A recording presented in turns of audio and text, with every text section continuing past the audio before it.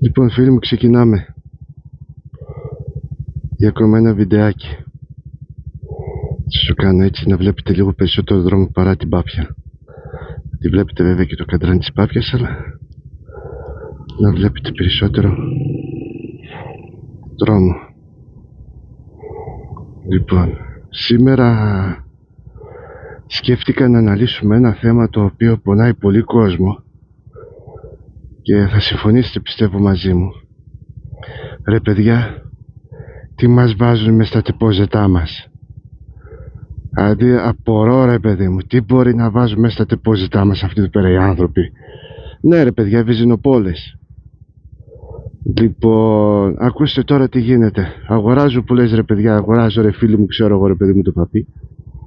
Το βγάζω από την εντοπροσωπεία και με λέει ο πολιτής που με το πούλησε, που με την παρέδωσε μάλλον την Πάπια, με λέει άγγε βρε, τι κάνεις? Ο πολιτής που μου παρέδωσε την Πάπια με λέει κοίταξε, μου λέει, όταν θα αποφασίσεις να βάλεις βενζίνα αυστηρά μου λέει εκατοστάρα. Εντάξει ρε παιδί μου, λέω, αυστηρά εκατοστάρα. Τέλος πάντων, λέω θα το κάνω. Λέω γιατί και τις άλλες μηχανές που είχα, που σας προανέφερα στο προηγούμενο βίντεο, πάντα εκατοστάρες τις έβαζα. Μάλλον όχι, μη σας λέω ψέματα, το CPF δεν το βάζα εκατοστάρα, τη Phaser την έβαζα εκατοστάρα, αλλά όχι και πάντα. Τέλος πάντων,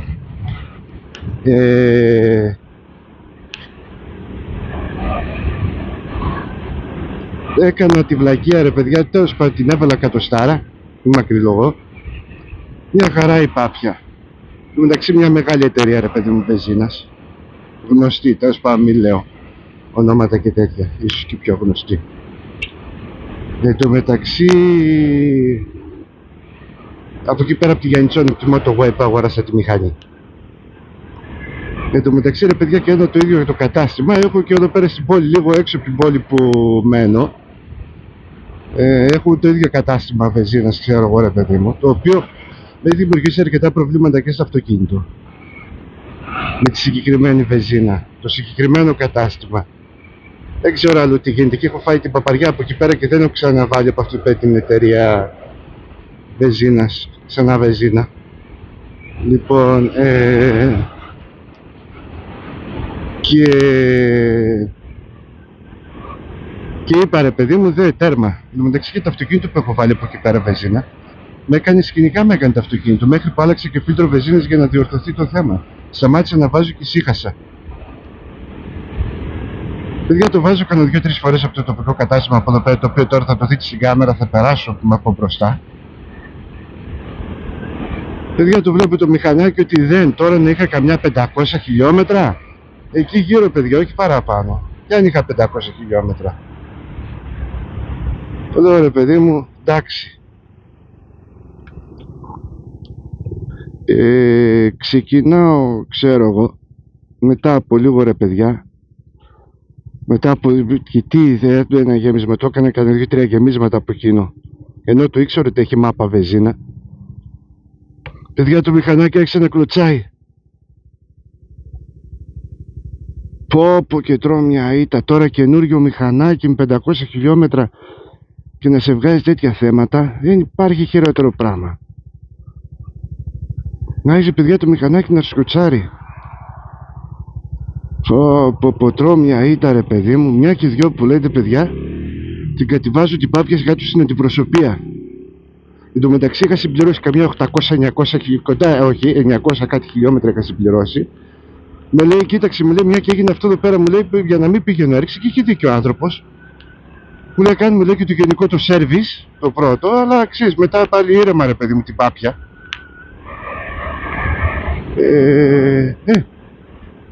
Ξέρω εγώ, τα πήγα να πάω να την πάρω την Πάπια. Με λέει αυτό εδώ πέρα ο Μάσορος μου, ο Μάσορος ξέρω εγώ ρε παιδί μου εκεί πέρα, μου λέει τι βέζει να βάζεις, είπε λέω πολιτήσεις από εδώ πέρα, λέω εκατοστάρα. Μου λέει ποιος ο λόγος μου λέει να βάζεις εκατοστάρα? Ξέρω εγώ, λέω έτσι με είπε ο πολιτής εδώ πέρα, ξέρω εγώ ρε παιδί μου, λέω την προσωπία την εμπιστεύομαι, θα βάζω, λέω μου είπε εκατοστάρα, λέω θα βάζω εκατοστάρα. Μου λέει δεν υπάρχει λόγος μου λέει να βάζεις εκατοστάρα. Πρώτα απ' όλα λέει γιατί η εκατοστάρα δεν περπατάει πολύ και μένουν πολλά ή πολύ μετά μέσα στα καζάνια τους. Κατάλαβες. Και δεύτερο, δεν υπάρχει λόγος. Δηλαδή, τι από τα 10 άλογα, τι πρέπει να σε βγάλει 100, η πάπια. Είχε δίκιο ο άνθρωπος, ρε παιδιά. Κακά τα ψέματα. Τέλος πάντων, μου λέει, κοίταξε, μου λέει, λέω, τι κάνουμε σε αυτή την περίπτωση. Μου λέει, κοίταξε, μου λέει, κάνουμε, λέει, 2-3 γεμίσματα, 4, 5, 10. Απλή βενζινούλα, το κατάστημα, λέει, που εμπιστεύεσαι. Να δεις ότι στρώνει. Αν δεν στρώσει το πράγμα μέχρι 1500 χιλιόμετρα, κάτω 1600-1700, αν δεις ότι δεν στρώνει το πράγμα μετά από 10, 15, 20 γεμίσματα, τότε λέει, φέρτε εδώ πέρα, δεν του βάλουμε στον εγκέφαλο. Λέει, μάλλον λέει, ο εγκέφαλος δεν χαρτογράφησε σωστά το μείγμα. Λέω, δεν είναι μπέκ και τέτοια. Μου λέει, δεν νομίζω, λέει, να είναι μπέκ. Λέει, θα το ψάξουμε και για μπέκ, λέει.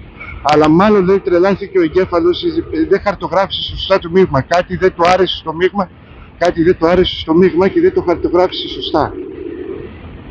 Ωραία, πούστη, λέω, καινούργια μηχανή, ρε παιδιά, και όπου άνοιξε νερό. Εν τω μεταξύ, άμα συσταθεί καλά, το κάνει. Αλλά επειδή είναι ζεστή, ρε παιδί μου, η μηχανή, δεν το κάνει τόσο έντονα. Λοιπόν, παιδιά, λέω, εντάξει, ξέρω εγώ, ρε παιδί μου, τα λοιπά. Σήμερα, τώρα που συζητάμε, το ξεκίνησα την πάπια κρύα, γιατί κρύα μου το κάνει πολύ πιο έντονο κρύα, ρε παιδί μου. Κάνει, ας πούμε, κάνει σκοτσαρίσματα και σκάει κιόλας από μπροστά, ο παπάς που λέμε, το φίλτρο, μπομ. Καταλάβατε, σαν να μην το δέχεται το μείγμα, πώς να σου πω, ρε παιδί μου.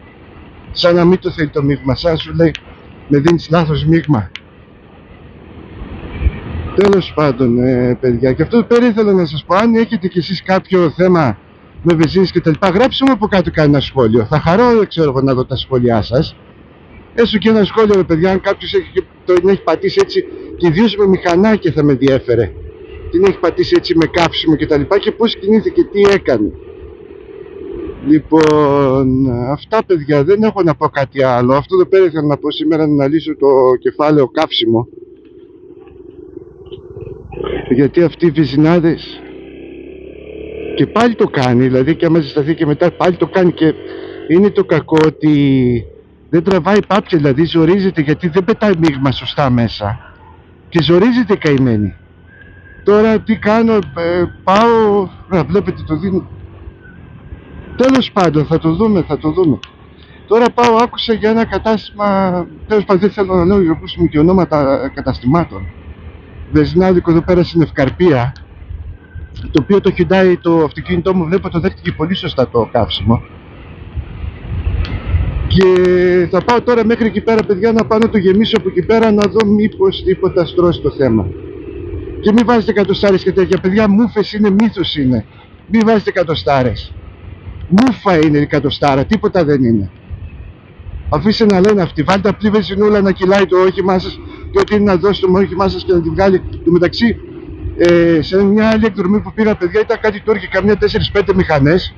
Ο ένας, παιδιά, να φανταστείτε, είχε μια MV Agusta. Όπου ένα εργαλείο, παιδιά, ένα τέρας, είχε ένα λάστιχο, ρε παιδιά.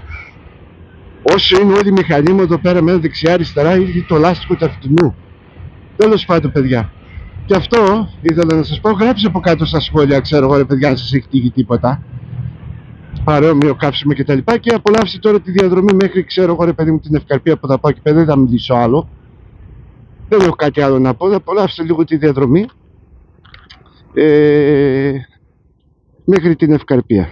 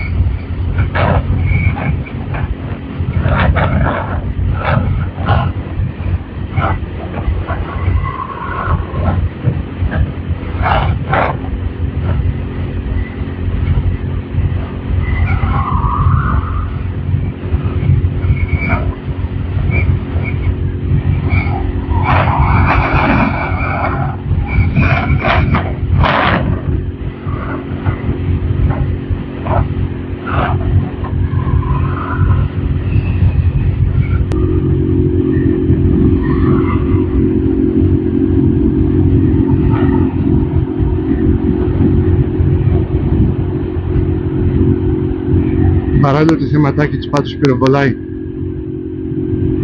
Ούτε μισά γκάζια την έχω. Δεν την έχω μισά γκάζια. Κάτι λιγότερο από μισά την έχω. Και ανεβαίνει, παιδιά, ανεβαίνει ολόκληρο, μεγάλη ανεφόρα.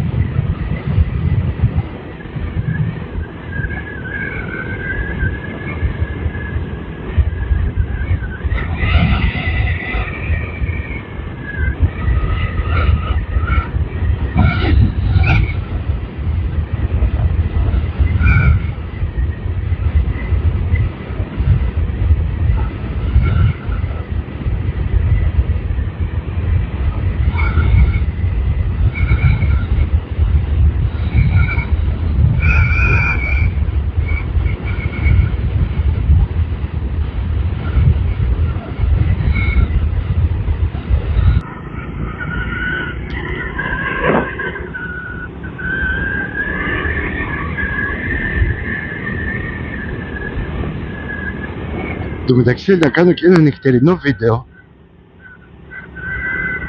Να δω, ρε παιδιά, πως φεύγει και νύχτα. Καμιά φορά δεν έχω κάνει νυχτερινό βίντεο.